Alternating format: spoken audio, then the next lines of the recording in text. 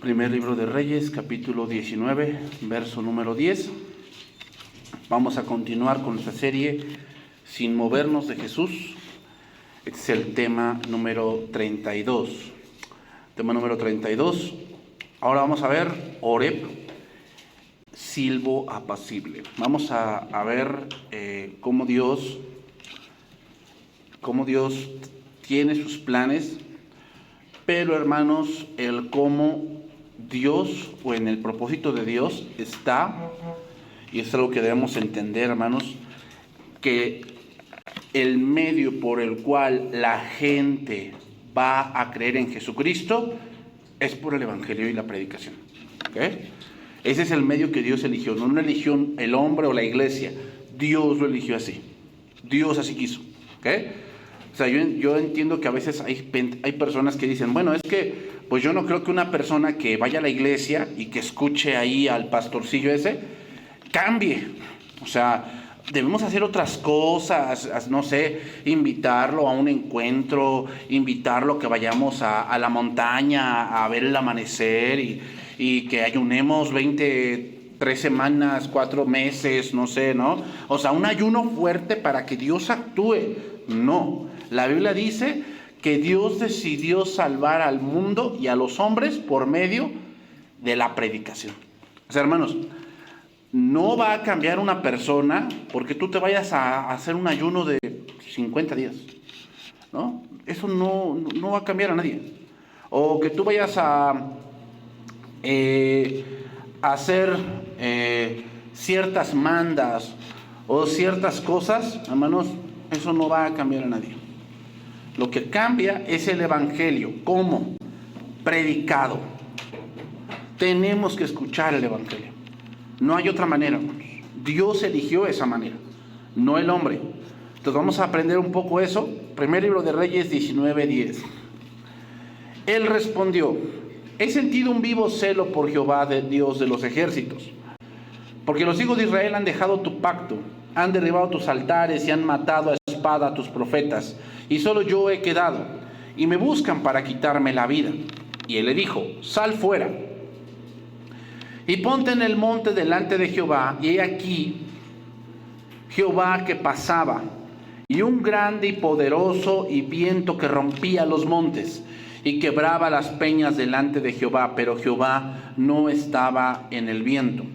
Y tras el viento un terremoto, pero Jehová no estaba en el terremoto. Y tras el terremoto un fuego, pero Jehová no estaba en el fuego. Y tras el fuego un silbo apacible y delicado. Y cuando lo oyó Elías, cubrió su rostro con su manto y salió y se puso a la puerta de la cueva. Y aquí vino a él una voz diciendo: ¿qué haces aquí, Elías? Él respondió: he sentido un vivo celo por Jehová, Dios de los ejércitos, porque los hijos de Israel han dejado tu pacto, han derribado tus altares y han matado a espada a tus profetas, y solo yo he quedado, y me buscan para quitarme la vida. Y hermanos, ahora vamos a pasar a un punto importante en este monte, y es las obras de Dios. Las obras de Dios no son para que veamos que Él existe. ¿Ok, hermanos? O sea, Dios no hace, o sea, ahorita esto que está pasando en California, y que haga erupción un volcán, y que venga un tsunami, y que venga un tornado, no son cosas para que veamos que Dios existe. No, se da por sentado que Dios existe. ¿Por qué? Por la creación.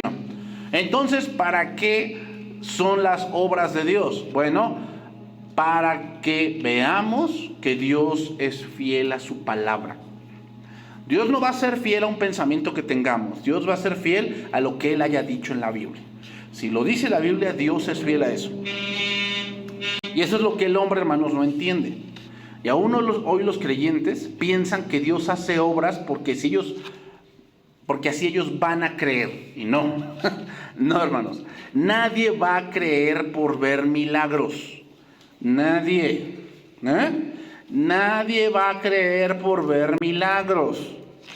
Así que si tú anhelas que vean milagros y que no, si yo viera que alguien se levanta de una silla de ruedas, yo voy a creer. No es cierto. Vas a empezar a cuestionarte el por qué se levantó, qué pasó, a lo mejor fingió, se estaba haciendo y de pronto se levantó. Y ejemplo, aquí hermanos tenemos muchos, donde vemos que la salvación es por la fe y no por las obras, o por una falsa religiosidad. Y es evidente porque el justo por la fe vivirá. Entonces, Elías en este pasaje está confundido, porque no había pasado lo que él le parecía que debía ocurrir. Y hermanos, todo ser humano se va a enfrentar a eso.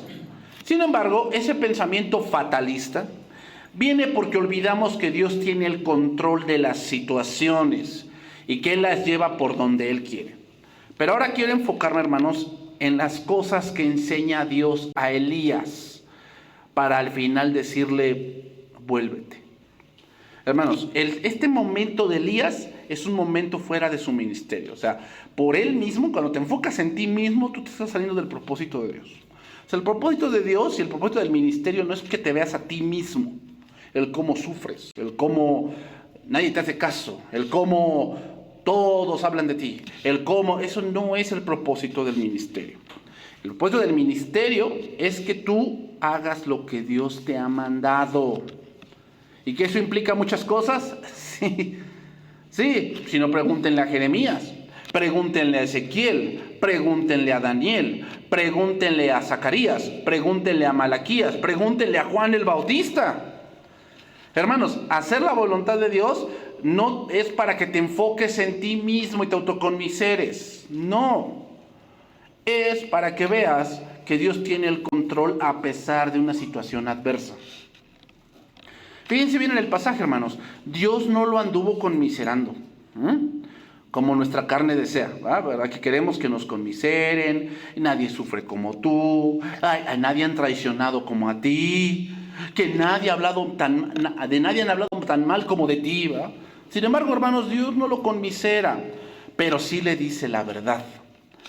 ¿Cuál? Bueno, la primera cosa que le dice Dios es que él había entendido mal las cosas. Entonces vamos a ver la primera cosa que vemos ahí. Primer libro de Reyes, capítulo 19, versículo 11. Dice ahí, él le dijo, sal fuera y ponte en el monte delante de Jehová. Y he aquí que Jehová que pasaba, y un grande y poderoso viento que rompía los montes y quebraba las peñas delante de Jehová. Pero Jehová no estaba en el viento. La primera cosa que vamos a ver es el viento, hermanos. ¿Qué sucede? Bueno, el viento nos recuerda ciertos sucesos del pasado. Por decir, en Éxodo capítulo 10, verso número 13, leemos esto. Éxodo capítulo 10, verso número 13. Voy a leer ese pasaje y vamos a ver cómo Dios utiliza el viento. Extendió Moisés su vara sobre la tierra de Egipto, y Jehová trajo un viento oriental sobre el país todo aquel día y toda aquella noche. Y al venir la mañana, el viento oriental trajo la langosta. Hermanos, si la Biblia menciona el viento oriental, es que no era muy común en Egipto ver ese tipo de vientos.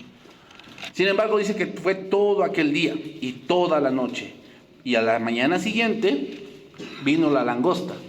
Y subió la langosta sobre toda la tierra de Egipto y se asentó en todo el país de Egipto, en tan gran cantidad como no la hubo antes ni la habrá después. Y cubrió la faz de todo el país y oscureció la tierra. O sea, era cantidad de langosta incontable. Y consumió toda la hierba de la tierra y todo el fruto de los árboles que había dejado el granizo. No quedó cosa verde en árboles, ni en hierba del campo en toda la tierra de Egipto. Entonces Faraón se apresuró a llamar a Moisés y a Aarón, y dijo, he pecado contra Jehová vuestro Dios y contra vosotros, mas os ruego ahora que perdonéis mi pecado, solamente esta vez, y que oréis a Jehová vuestro Dios, que quite de mí al menos esta plaga mortal.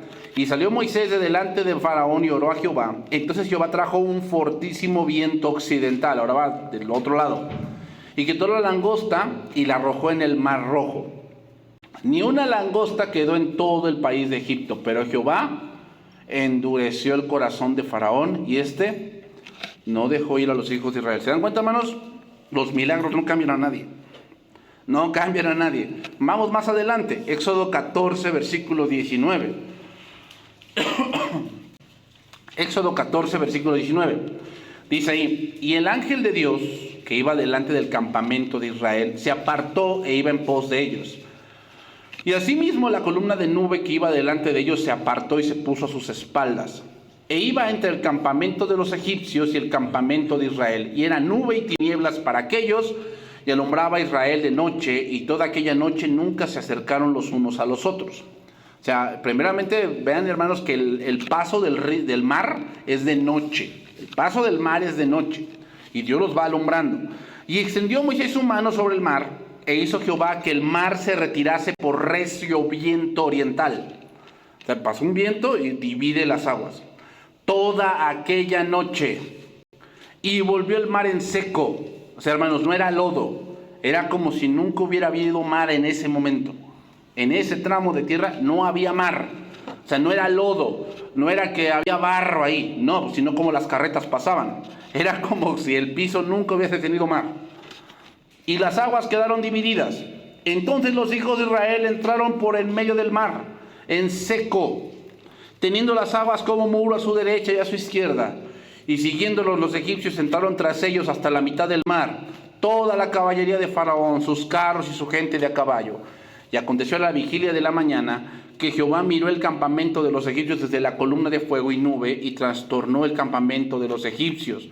Y quitó las ruedas de sus carros y las trastornó gravemente. Entonces los egipcios dijeron: huyamos de delante de Israel, porque Jehová pelea por ellos contra los egipcios. Y Jehová dijo a Moisés: extiende tu mano sobre el mar, para que las aguas vuelvan sobre los egipcios, sobre sus carros y sobre su caballería. ¿Qué pasó con el viento? Dividió las aguas. Qué grandes maravillas Dios hizo con los israelitas en tierra de Egipto y en el mar, donde les mencionó que nunca más los volverían a ver. Pero ¿qué pasó después? Llegaron al Sinaí, que es parte de Horeb, y que se olvidaron, hicieron un becerro y lo adoraron y dijeron: Israel, estos son los dioses que te sacaron de tierra de Egipto. Es decir, Elías había olvidado que el pueblo era un pueblo de dura cerviz. Hermanos, entiendan eso. Los milagros no cambian a nadie. Entonces, ¿Dios no hace milagros? Sí. Sí, Dios sigue haciendo grandes milagros. O sea, hermanos, el que alguien sane de, por decir, una operación de cerebro, que les quiten un coágulo en el cerebro, es un milagro. Que no solamente es abrir, tienes una parte craneal que tiene que meter una sierra y abrir la parte del cráneo, que es un hueso muy, muy duro. Abren un poco del cráneo y ven el cerebro.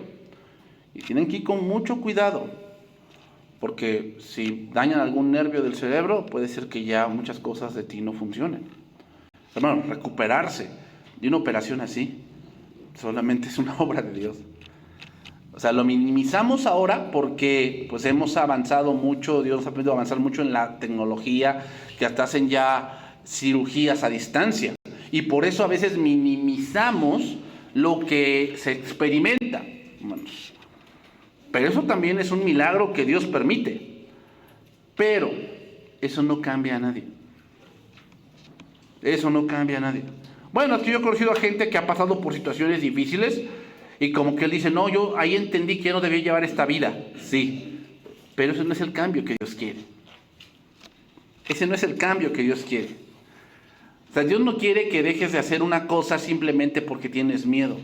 Dios quiere que cambies porque esa es tu naturaleza. Y si no es así, tú te estás engañando. Tarde o temprano volverás a lo mismo, como dice el proverbio, ¿no? La puerca lavada regresa al cieno y el perro vuelve a su vómito. O sea, porque esa es su naturaleza. Nadie va a cambiar por milagros. La única manera de cambiar es por el Evangelio. Es la única manera de cambiar. Entonces, lo que enseña Elías es que sí, él hizo grandes obras con el viento que fueron tan espectaculares, tan aterradoras, que se comieron la hierba y mató un ejército completo. Y aún así, no cambió el corazón rebelde de Israel. No cambió. Entonces, hermanos, vamos con el siguiente, el terremoto. Dice que tras el viento hubo un terremoto, pero no estaba en el terremoto. Antes de pasar al terremoto, vino aquí una pregunta. ¿Cómo se dio cuenta que ahí no estaba Dios? Porque ahí dice que después de el viento que quebraba peñas y montes, él se dio cuenta que ahí no estaba Dios, no estaba en el viento. ¿Cómo te das cuenta que Dios no está ahí? Es obvio que es una frase antropomórfica, que es algo humano para que entendamos algo específicamente. Y es que no significa que Dios no era el producto del viento. Claro que Dios es el producto del viento. Pero ¿cuál es el punto ahí? No cumple el propósito que Dios quiere. ¿Ok? Cuando se enfrentaban dos ejércitos en la Biblia, que después vamos a leer un pasaje así, ¿cómo nos damos cuenta de qué lado está Dios? Cuando se enfrentan dos ejércitos, la respuesta es por el que gana. Pues sí, pues con el que gana, pues Dios está con ese ejército o con esa. O sea, cuando hay un golpe de estado, por decir, o sea, sabemos que en Romanos 13 dice que toda autoridad es puesta por Dios y cualquiera que resiste a la autoridad, a Dios resiste. Sí, estamos de acuerdo con eso. ¿Qué pasa cuando se levanta gente, pues sí, como la independencia? O sea, ¿Dios avala eso?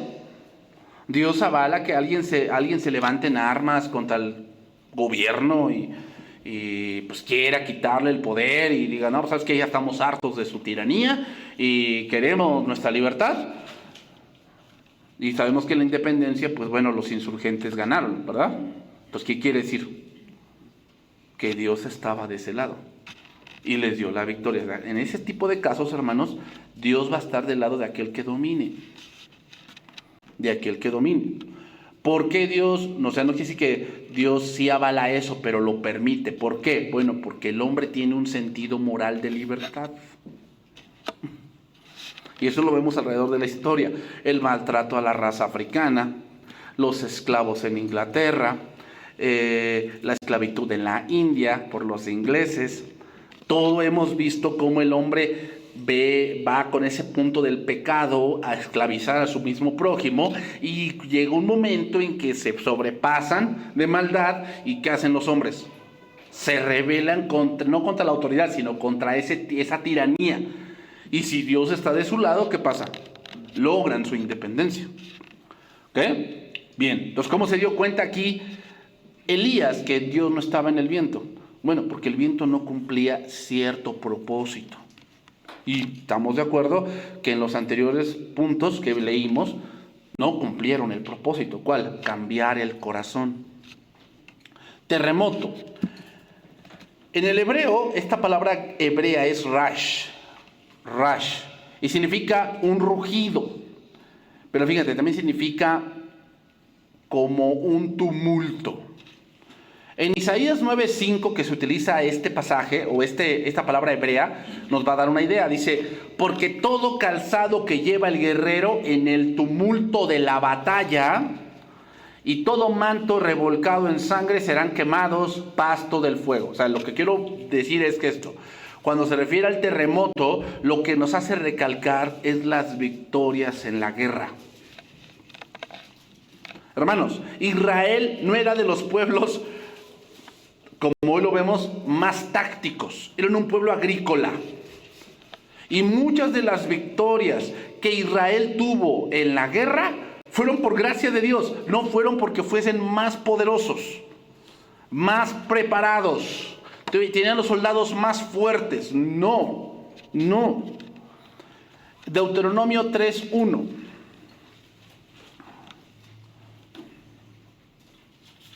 Entonces, hermanos, reconozcamos que también con nosotros Dios nos ha dado gracia en varias situaciones donde tal vez ni preparados estábamos. Tal vez económicamente, académicamente, físicamente, tal vez no estábamos preparados para cierta prueba ¿Y por qué la pasamos? Ay, no, porque yo soy bien suertudo. No, Dios tuvo gracia contigo. Y admitámoslo, hermanos, o sea, si nos metiéramos en un punto de prueba exigente, de verdad, o sea, muchos estaríamos faltos en muchas cosas que deberíamos saber y que no las sabemos, o que deberíamos ya saber desempeñar y no sabemos desempeñarlas, ¿no? Y Dios tiene esa gracia con nosotros. Dice ahí, versículo 1 de Deuteronomio 3. Volvimos pues y subimos camino de Basán, y nos salió al encuentro Og, rey de Basán, para pelear, él y todo su pueblo en Edrei. Y me dijo Jehová, no tengas temor de él. A ver, vienen de salir de Egipto. No salieron con espadas y con arcos y con flechas y con catapultas. No. Como se los dije, Israel es un pueblo agrícola. O sea, van con vacas y toros y borregos y con eso van. No tienen un gimnasio, no tienen un campo de entrenamiento. Entonces, te imaginas, te sale un rey poderoso en ese momento, te sale un rey al encuentro, te quiere matar. Y Dios te dice, no les tengas miedo. Bueno, pues ¿con qué vamos a pelear? Pues con lo que encuentres. ¿Se acuerdan cuando Saúl y Jonatán iban a pelear contra los filisteos y solamente ellos tenían espadas? Y los demás no. Y los filisteos, dice que no era porque los filisteos no les dejaban tener espadas. Y ellos mismos les afilaban sus hoces y sus picos y toda la cosa. O sea, démonos cuenta, hermanos, cómo Israel había caído por el pecado en un desfase tecnológico muy fuerte. Y me dijo Jehová, no tengas temor de él, porque en tu mano he entregado a él y a todo su pueblo, con su tierra, y harás con él como hiciste con Sehón, rey amorreo. Y habitaba en Hesbón, y Jehová nuestro Dios entregó también en nuestra mano a Og, rey de Basán, y a todo su pueblo, el cual derrotamos hasta acabar con todos. Vean la victoria que Dios dio. O sea, hermanos, hablar de Og, rey de Basán, no era algo de menos. Era un rey muy poderoso del otro lado del río. Y tomamos entonces sus ciudades. No quedó ciudad que no les tomásemos. 60 ciudades. Toda la tierra de Argob, del reino de Og de Basán. Todas estas eran ciudades fortificadas, con muros altos, con puertas y barras, sin contar otras muchas ciudades sin muro. Y las destruimos, como hicimos a Sehón, rey de Hesbón, matando en toda ciudad a hombres, mujeres y niños. Y tomamos para nosotros todo el ganado, y los despojamos de las ciudades. Entonces aquí terremoto tiene que ver con las grandes batallas que Dios hizo que sus enemigos fuesen quebrantados. Y ellos sin tanta experiencia militar, hermanos. Recordamos a otro punto. Gedeón, ¿te acuerdas de Gedeón? Iban a la guerra y Dios les dice, llevas muchos hombres. Y pregúntales que los que tengan miedo, que se vayan. Y se redujo el ejército a la mitad.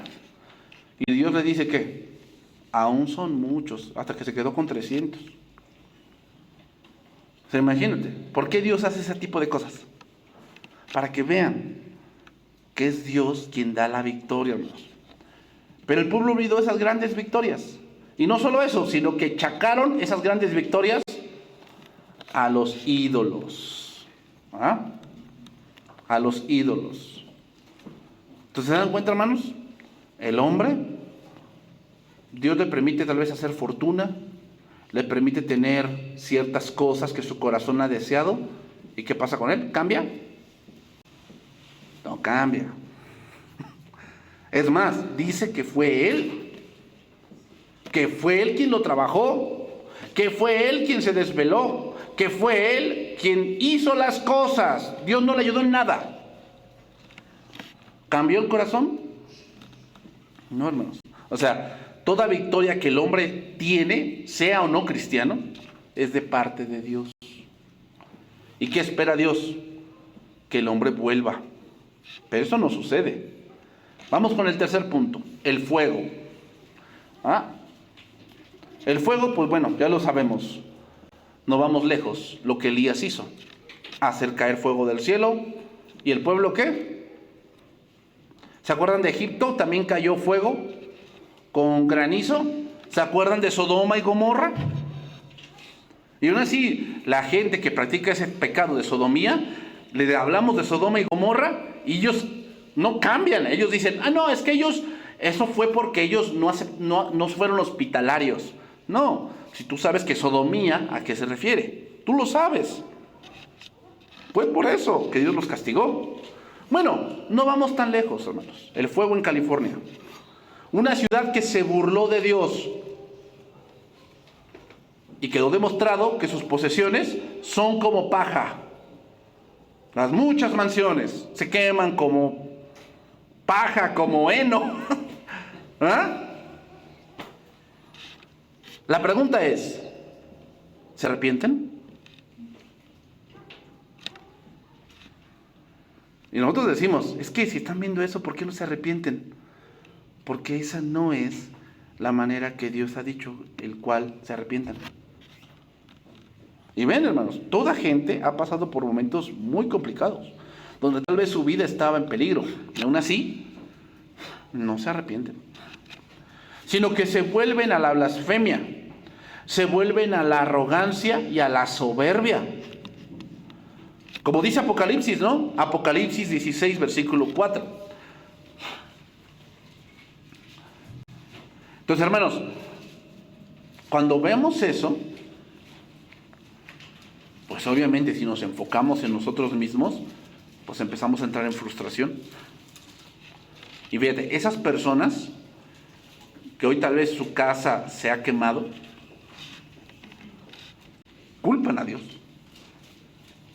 Culpan a Dios. O sea, no, ahí sí no ven a sí mismos. Ahí sí buscan cosas externas a quien culpar. Pero cuando se trata de victoria, se trata de fama, se trata de dinero, se ven a sí mismos. Pero cuando se trata de fatalidad, de arrepentimiento, de pecado, ven a los demás. No se ven a sí mismos y culpan a Dios. Dice ahí, el tercer ángel derramó su copa sobre los ríos y sobre las fuentes de las aguas y se convirtieron en sangre. Y oí al ángel de las aguas que decía, justo eres tú, oh Señor, el que eres y que eras el santo, porque has juzgado estas cosas. Ahí en California está Hollywood. Y Hollywood es una máquina de burlarse de Dios. Que hacen películas donde se burlan de Dios. Y piensan que eso no, Dios no lo va a juzgar un día. Por cuanto derramaron la sangre de los santos y de los profetas, también tú les has dado a beber sangre, pues lo merecen. Esto sí lo merecen, Esto sí lo merecen. También oía otro que desde el altar decía, ciertamente, Señor Dios Todopoderoso, tus juicios son verdaderos y justos. El cuarto ángel derramó su copa sobre el sol, al cual fue dado quemar a los hombres con fuego. Y los hombres se quemaron con el gran calor y blasfemaron el nombre de Dios, que tiene poder sobre estas plagas, y no se arrepintieron para darle gloria. ¿Qué dice ahí? No se arrepintieron. El quinto ángel derramó su copa sobre el trono de la bestia y su reino se cubrió de tinieblas y mordían de dolor sus lenguas y blasfemaron contra el Dios del cielo por sus dolores. El dolor, como que diríamos, bueno, está sufriendo, cambia, ¿no? No, blasfeman. Y por sus úlceras, y no se arrepintieron de sus obras. Hermanos, en una traducción así, lo que se cree, y algunos teólogos dicen de este pasaje, es que la creación se va a ir degradando. Y aquí cuando dice sus dolores y sus úlceras, no es literal. Lo que habla, hermanos, es de nuevas enfermedades. Nuevas enfermedades. Y vean cómo ahorita todo está el mundo, ¿no? Surgió una variante en China, todos entran en pánico.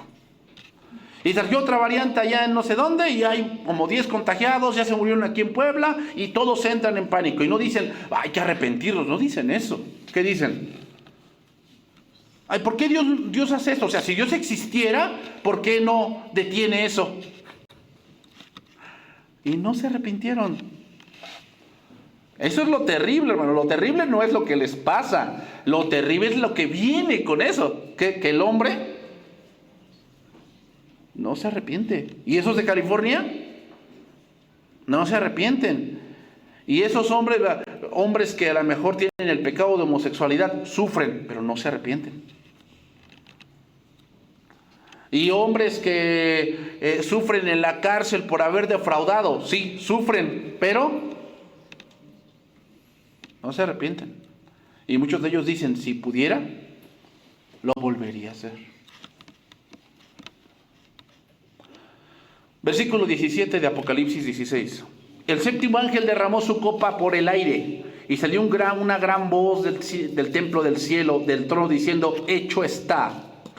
Entonces hubo relámpagos y voces y truenos y un gran temblor de tierra, un terremoto tan grande, cual no lo hubo jamás desde que los hombres han estado sobre la tierra. Y la gran ciudad fue dividida en 3 partes, y las ciudades de las naciones cayeron, y la gran Babilonia vino en memoria delante de Dios para darle el cáliz del vino del ardor de su ira. ¿Qué cosa es ahí la gran Babilonia? Todo el sistema del mundo, todo lo que han hecho, todo su pecado, todas las formas que han ideado para pecar, vino a memoria de Dios. Es momento de ¿qué? De hacer juicio. Y toda isla huyó, y los montes no fueron hallados. ¿Dónde vemos eso? O sea, ese pasaje, ¿de qué nos habla? Del juicio del gran trono blanco, porque dice que cuando vino el trono blanco, todos resucitaron y todos huyeron delante de él, y no hubo lugar donde se escondiese. Dense cuenta, hermanos, que Apocalipsis es cíclico, es así. Nos explica otra vez de la misma manera, pero con otros datos que debemos entender. Y cayó del cielo todo sobre los hombres un enorme granizo, como del peso de un talento. ¿Dónde vemos eso? La batalla del Armagedón. Dice que salió fuego de Dios y que los consumió a todos.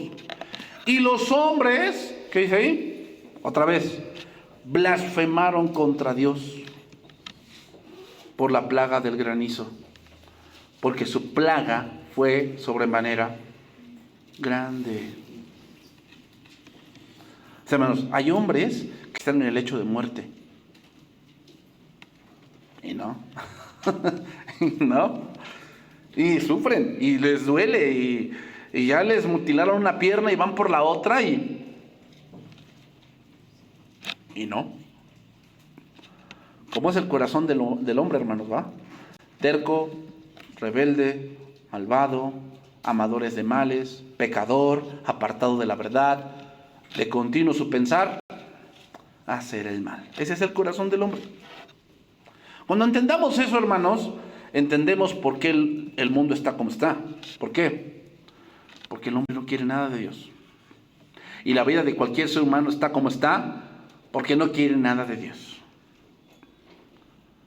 No es que yo no lo amé bien. Cuando era chiquito no lo quería mucho. No es eso. Es porque él ha decidido en su corazón que no obedecer a Dios.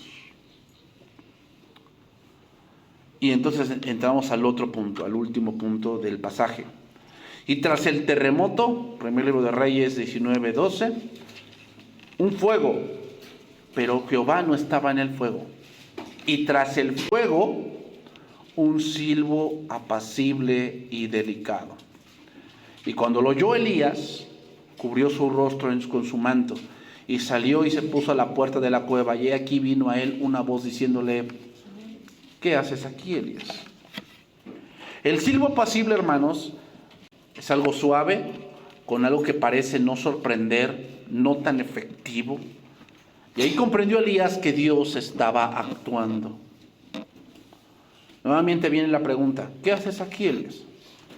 Hermanos, las 3 primeras muestras nos hablan de la ley, pero el silbo nos habla del evangelio, que cambia no solo las circunstancias, sino los corazones, lo cual es para el hombre imposible.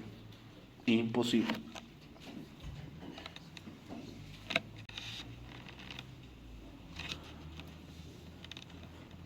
Por eso dice Romanos 1, porque no me avergüenzo del Evangelio, porque es poder de Dios para salvación a todo aquel que cree, al judío primeramente y también al griego, porque en el Evangelio la justicia de Dios se revela por fe y para fe, como está escrito, mas el justo por la fe vivirá.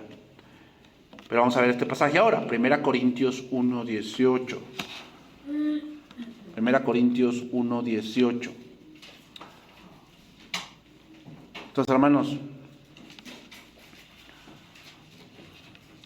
el hombre quiere oír algo nuevo, ¿no? Dicen, muchos han dicho, es que si ustedes no predican algo nuevo en la iglesia, ustedes se van a quedar sin gente, porque la gente busca algo nuevo. ¿Cuál es lo nuevo? Si su pecado sigue siendo el mismo, ¿cuál es lo nuevo? Las buenas nuevas, que es el Evangelio, es en Cristo hay salvación. En Cristo hay perdón de pecados. Esa es la buena nueva. Esa es la gran noticia. Porque el pecado del hombre sigue siendo el mismo. El hombre piensa que requiere nuevas cosas porque avanzamos tecnológicamente, pero eso no es verdad. 1 Corintios 1:18. Porque la palabra de la cruz es locura a los que se pierden, pero a los que se salvan, esto es a nosotros, es poder de Dios. ¿Qué cosa es el Evangelio? Poder de Dios. Pues está escrito, destruiré la sabiduría de los sabios y desecharé el entendimiento de los entendidos. ¿Dónde está el sabio? ¿Dónde está el escriba? ¿Dónde está el disputador de este siglo? ¿No ha enloquecido Dios la sabiduría del mundo? Y es verdad. Como se los dije al principio de la sesión. El hombre dice, ay, ¿a poco nomás porque me siente yo allí contigo una hora, escuchando a ese hombre allí hablando de no sé qué rollos, ya con eso voy a cambiar? ¿Ya con eso mi corazón se va a cambiar y Dios me va a hacer entender muchas cosas? La respuesta es sí, porque el Evangelio es poder de Dios. Pero el hombre dice, no, eso no es cierto, necesitamos ir a la montaña. Necesitamos 40 días con propósito. Necesitamos 21 días de ayuno. Necesitamos orar a las 5 de la mañana. Está bien, quieres orar a las 5, está bien, pero no creas que por eso vas a cambiar, porque lo que te cambia es el Evangelio, no tus métodos. Porque si así fuese, entonces yo hubiera dicho, pues sálvese a quien pueda. Ahí arréglenselas, entiéndanme como puedan, búsquenle y ya nos veremos ahí en el cielo a ver cómo nos va. Pues ya que la sabiduría de Dios, el mundo no ha conocido a Dios. ¿Cuál es la sabiduría de Dios? La creación. Es decir, el mundo no conocía a Dios mediante la sabiduría porque todo tiene perfección, todo tiene orden, todo tiene un propósito, ¿verdad? Cada animalito en la creación tiene un propósito, hasta al animal que más aborreces. Dices, ay, ¿por qué Dios hizo las arañas? Tienen un propósito. Las hormigas tienen un propósito. Las cucarachas tienen un propósito. Eso es sabio. Agradó a Dios salvar a los creyentes por la ¿qué? La locura de la predicación. O sea, ¿por qué Dios eligió eso? Pudo haber elegido fuego, ¿no? O terremoto, o viento. O sea, el que ve un tornado se salva. Pero no, Dios eligió la predicación. Porque los judíos piden señales y los griegos buscan sabiduría. Pero nosotros predicamos a Cristo crucificado. Para los judíos ciertamente tropezadero y para los gentiles locura. Mas para los llamados, así judíos como griegos, Cristo, poder de Dios. Sí, hermano, Cristo cambia los corazones. Cristo perdona tus pecados. Cristo limpia tu conciencia. Cristo hace que andes en los mandamientos de Dios. Eso solamente lo hace Cristo. Solamente. Cristo, poder de Dios y sabiduría de Dios. ¿Qué quiere decir?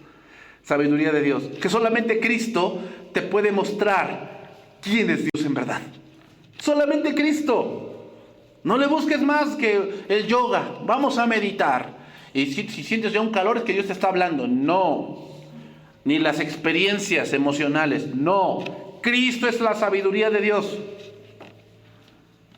Porque lo insensato de Dios es más sabio que los hombres. O sea, ay, ¿a poco por la predicación? Eso se me hace tan ilógico, ¿no? Por lo insensato de Dios es más sabio que todos los programas que el hombre puede inventar. Todos los programas que tú me digas de que al hombre lo cambia, lo mandan allá a encerrar y con agua fría, ¿no? A las 4 de la mañana y con eso lo cambiamos. No. No. Lo vamos a encerrar allá en el calabozo unos 10 años y vas a ver cómo cambia. No. No.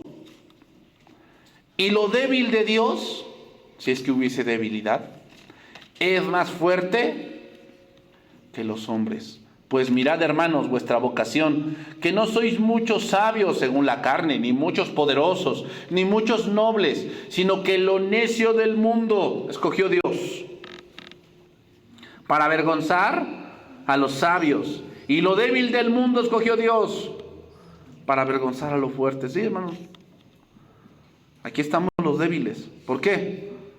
Pues porque reconocemos que caímos en algo y que no sabíamos cómo salir. ¿Y quién nos dijo cómo salir? Cristo. Cristo. Sí, porque hay algunos que se creen fuertes en eso, ¿no? Y te tildan a ti de una mala persona y te tildan a ti de que, ay, pues eres un débil, un debilucho en esto. No, o sea, eres una pésima persona. Porque yo no he cometido eso, o sea, yo soy, o sea, se cree fuerte. Bueno, por eso vino Cristo, por los débiles, por los que son menospreciados.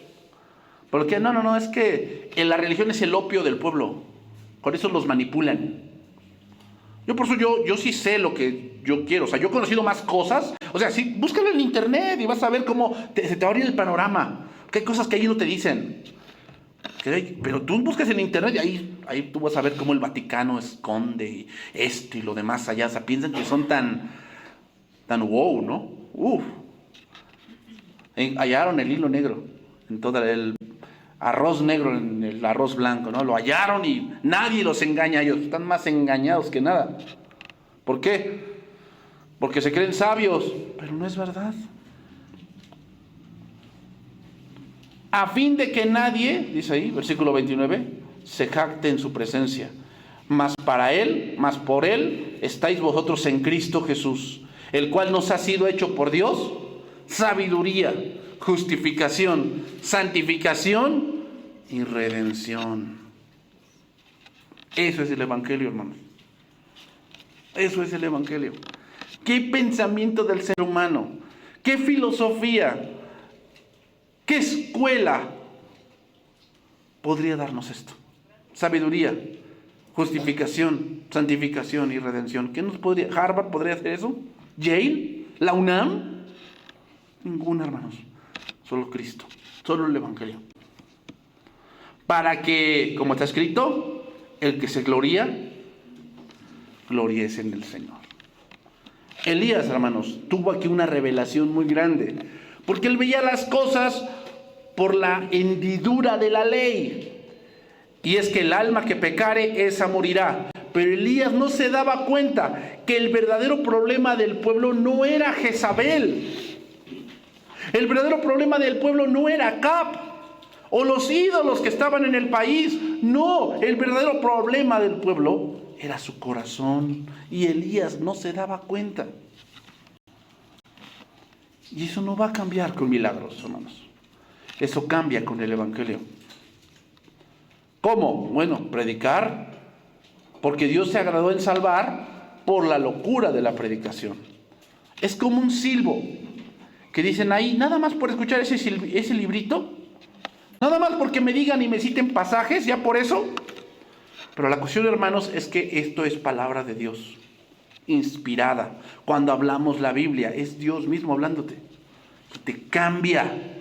¿Por qué? Porque si la palabra hizo los cielos y la tierra, ¿qué no hará con tu vida? Si la crees. Quiero terminar, hermanos, recordando algunos pasajes de este siervo apacible, donde vemos cómo hace lo que la ley es incapaz de hacer. Por decir, en Mateo 9:2 dice, y sucedió que le trajeron un paralítico, tendido sobre una cama, y al ver a Jesús, la fe de ellos le dijo al paralítico: ten ánimo, hijo, tus pecados te son perdonados. ¿Te imaginas al paralítico cómo escuchó esas palabras? O sea, estás tirado. Tú esperas que te digan: por el fuego de Dios te levanto en este momento. Y como lo hacen hoy los fantoches de internet. No, levántate por el poder de Dios. No, fuego y viento, ¿no? Y Dios, ¿qué hizo? Jesús no hizo eso. Un silbo. Hijo, ten ánimo, tus pecados te son perdonados. ¿Qué cambia eso? Si tú lees ese pasaje, ahí van los de la ley, ¿no? Estoy blasfema. ¿Quién puede perdonar pecados? Sino solo Dios. Más adelante, Mateo 9:21, ¿no? Porque decía dentro de sí: si tocare solamente su manto, seré salva. Pero Jesús, volviéndose y mirándole, le dijo: ten ánimo, hija, tu fe te ha salvado. Y la mujer fue salva desde aquella hora. ¿Dónde está el fuego? ¿El viento? No. Es Jesús con un silbo: ten ánimo, hija, tu fe te ha salvado. ¿Nada más? O sea, ¿nada más con eso ya cambió la situación? Sí. Sí, nada más con eso. Lucas 7:43. Aquí vemos el contexto. Un fariseo invita a Jesús a comer. Y después Jesús le hace una pregunta y le dijo que tenía 2 deudores. Uno le debía 500 y el otro 1000. Y perdonó a ambos. Di quién ama más. Y él dijo: pienso que al que se le perdonó más. Versículo 43. Respondiendo Simón le dijo: pienso que aquel a quien perdonó más. Y él le dijo: rectamente has juzgado. Y vuelto a la mujer, dijo a Simón: ¿ves esta mujer? Entré en tu casa y no me diste agua para mis pies, mas ésta ha regado mis pies con lágrimas y los ha enjugado con sus cabellos. Ven, ahí hay fuego, porque es un juicio. O sea, tú no me diste, ella sí. No me diste beso, mas esta, desde que entré, no ha cesado de besar mis pies. No ungiste mi cabeza con aceite, mas esta ha ungido con perfume mis pies. Por lo cual te digo, y ahí viene el silbo, que sus muchos pecados les son perdonados, porque amó mucho. Mas aquel a quien se le perdona poco, poco ama. Y ella le dijo: ¿qué? Tus pecados te son perdonados. Un silbo. Otra vez, ¿dónde está el fuego? El viento, el terremoto. A los que estaban juntamente sentados a la mesa comenzaron a decir entre sí: ¿quién es este que también perdona pecados? Pero la mujer le dijo a la mujer otra vez: tu fe te ha salvado, ve en paz. Son frases cortas, como un silbo. No les dice un gran sermonazo, ¿no? A ver, le voy a predicar el evangelio eterno y a ver cómo se salva. No, hermanos, Jesucristo es como eso. Pequeñas palabras que traen grande salvación. Y el último pasaje, Juan capítulo 11, verso 41. Y podemos citar muchos pasajes así, hermanos. Pero ahora tenemos toda la revelación, ¿sí? Dios hizo grandes hechos portentosos y lo sigue haciendo, hermanos. Pero lo que cambia a la persona es el silbo del evangelio. El silbo del evangelio es lo que los cambia. Juan 11, 41. Con eso vamos a ir terminando, hermanos. Entonces quitaron la piedra de donde había sido puesto el muerto, y Jesús, alzando los ojos a lo alto, dijo: Padre, gracias doy por haberme oído. Yo sabía que siempre me oyes, pero lo dije por causa de la multitud que está alrededor, para que crean que tú me has enviado. Y habiendo dicho esto, clamó a gran voz diciendo: Lázaro, ven fuera. Esas 2 palabras o esas 3 palabras resucitaron un muerto. Resucitaron un muerto. ¿Nada más con eso? ¿Por qué Jesús no le hizo como hoy los fantoches que no, es que Dios me está diciendo que lo vamos a resucitar y se agarran todos de las manos y la cadena de oración y unos a la 4ª vigilia y otros a la 5ª vigilia y le ponen las manos y derraman aceite y no sé qué tanto rollo? ¿Por qué Jesús no hizo eso? Porque lo que hace vivir, hermanos, es el Evangelio, no las muchas hechicerías que se puedan hacer. Y el que había muerto salió, atadas las manos y los pies con vendas y el rostro envuelto en un sudario. Jesús les dijo, desatadle y dejadle ir. ¿Por qué salió así Lázaro? Bueno, sabemos que así los embalsamaban, pero tiene un punto espiritual, hermanos. Y es que volver a esta vida es volver atados de pies y manos. ¿Por qué? Pues regresa un cuerpo mortal. Con un sudario, o sea, no conocemos todo a cabalidad todavía. No conocemos. A eso regresó Lázaro. ¿Pero qué? Había resucitado. Pero en Cristo, ¿qué? Hay libertad. Nos desata. ¿En qué? Nos hace ver la verdad. ¿Sí? Aún estamos atados en el punto de que estamos en este cuerpo. Pero en el espíritu, ¿qué? Somos libres. Eso es lo que hace el Evangelio, hermanos. Eso es el Evangelio. Poder de Dios. ¿Y qué? Sabiduría de Dios. Eso es el Evangelio. Es ese silbo, hermanos, que parece que no actúa, no pasa nada. O sea, tú piensas que lo que le has predicado a tu familia, a tus hijos, a tu esposo, a tu esposa, ¿no pasa nada? Sí pasa. Solo que tú no lo ves. Y a veces nos desesperamos como Elías, porque quisiéramos que por aquí le habláramos y por aquí cambian. No es así. No. El Evangelio actúa de una manera imperceptible, pero actúa. ¿No te ha pasado? A mí me ha pasado que vino gente aquí que escuchó 2, 3 veces, 4 y de pronto se fueron porque se cambiaron de estado, de ciudad, y me los vuelvo a encontrar. Digo, oye, ¿qué ha pasado contigo? No ando sirviendo en la iglesia. O sea, esa persona que vino acá y como que se veía indiferente y como que no, y ahora está sirviendo a Dios. Ese es el Evangelio, hermanos. Trabaja ¿qué? De maneras. Es como la semilla, tú la siembras, no sabes cómo germina, cómo se abre y no sabes, tú nada más ves que ya salió el tallito y ya. Pero hubo un proceso que tú no viste. Eso es el Evangelio.